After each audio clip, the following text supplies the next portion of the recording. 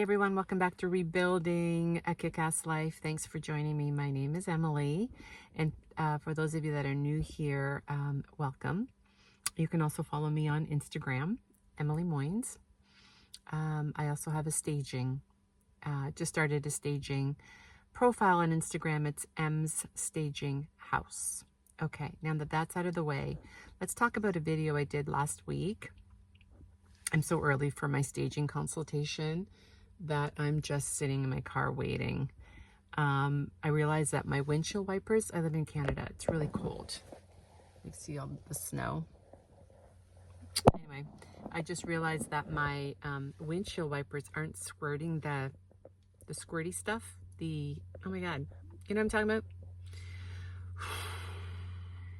Windshield washer fluid.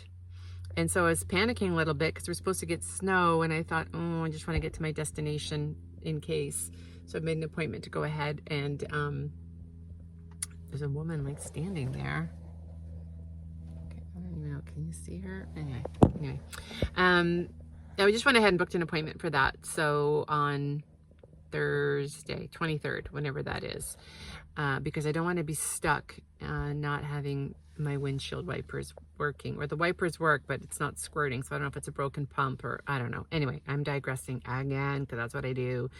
I was listening to a video that I did while I'm waiting in my car, and I kind of got sick of myself listening to it. I'm like, you sound so freaking pretentious, and I didn't mean to come across as being pretentious, but I think when I started talking about how I came from this very privileged, financially privileged marriage with cars and homes and vacation properties and Rolexes and designer clothes and everything, I just thought, oh my God, I sound like a spoiled, rotten brat. And I just want to set the record straight. So that marriage, although that stuff, we had that stuff, and I say we because I never felt like it was mine. I always had to ask for money. Oh, that's why that woman is waiting there. Her kids are just getting off the bus because she's standing right by my car, like staring at me. Awkward. Anyway, the bus just pulled up. The kids are getting off the bus, school bus. Anyway, I never felt like it was mine, you guys. I felt like I was just borrowing everything. I felt like I was like on borrowed time in that marriage, and all the stuff that we had, I just never. It's because he made me feel that way. He did. Like, it was his money and it was his decisions and his choice. And I never really felt like anything was really ours in that relationship. And so, and that's probably why I had such like that irrational fear of financial destitution, because I lost control of the finances. I had worked my entire life from the time I was 14. And so I felt like I didn't have any control anymore, and I was at someone else's mercy, and that was kind of scary. And I did a video about how I never feel lonely, and I don't. I felt the loneliest when I was like with somebody right next to me. And so I wanted to just set the record straight on anyone that's watching that video and sees me talking about all this stuff and how privileged I was.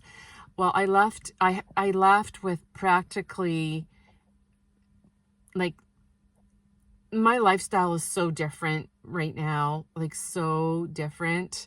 I did get enough money to buy a house, thank God. But after that, there was no support. So I had no money. I had nothing. I had to start from scratch. I had a home, thank God. And I didn't have anything else. I had to, pay for my car insurance, pay for my property taxes, pay for my home insurance, pay for my, my bills, my food, all of that stuff. I had no money for that.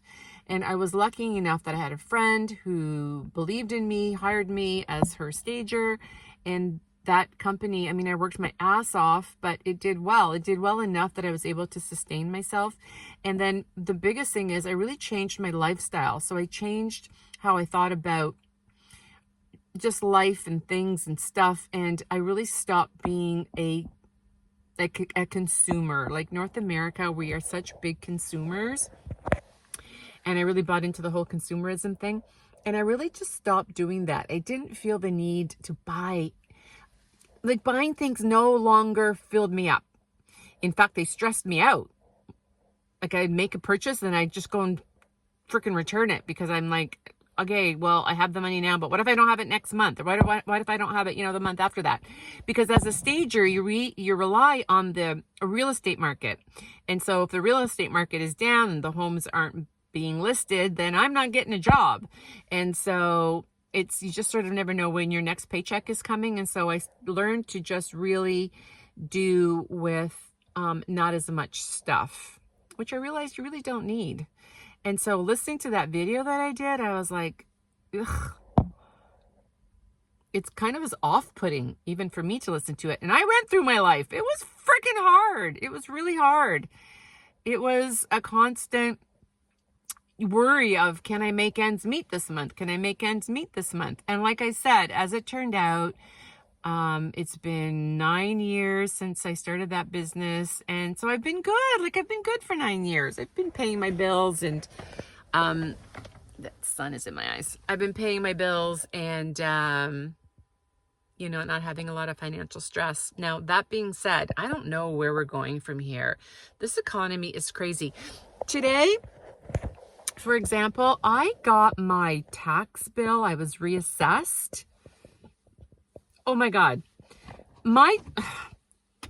If I wasn't planning on moving to Portugal in 2 years, to be totally honest with you, I'd be selling my house. My taxes, when I bought my house in 2018, my taxes were a little over $5,000.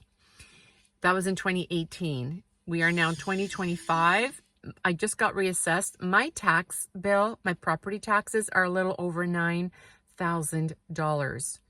$9,000 a year. It's like $800 a month for my taxes. That's insane. How can people afford to live in this country?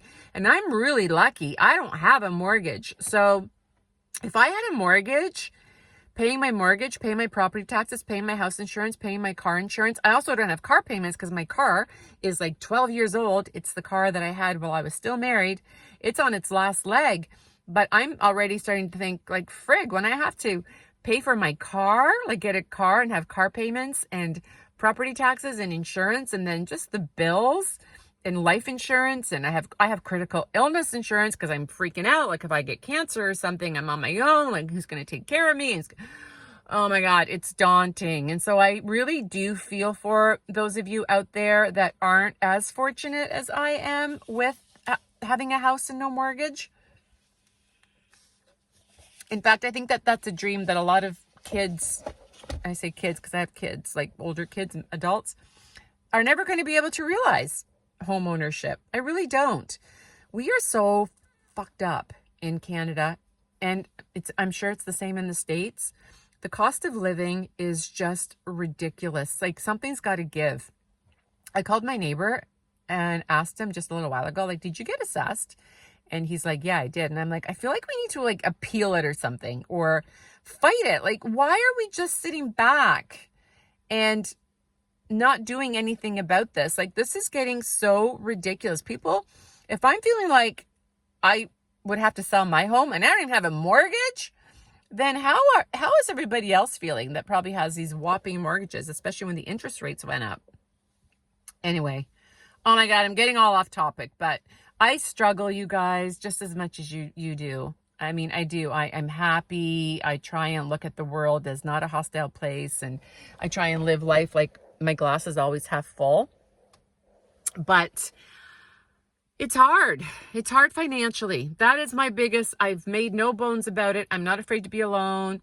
I don't feel lonely. But financially, it's always a worry. Always. And I do okay for myself. Anyway.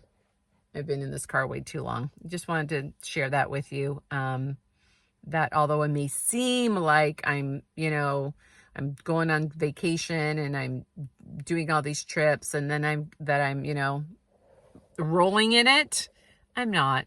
I just don't spend stupidly anymore. I don't spend my money on dumb shit anymore. And I'm just really, I just really try and stretch my dollar just like everybody else. Anyway, that's what I wanted to say. I was listening to my video and I was like, God, you sound pretentious. And I don't have any of that stuff anymore. I don't have the vacation properties and the fancy cars and the fancy clothes. I don't have anything like that anymore, but I'm still really happy. And that's what we need to strive for. Peace and happiness. Okay.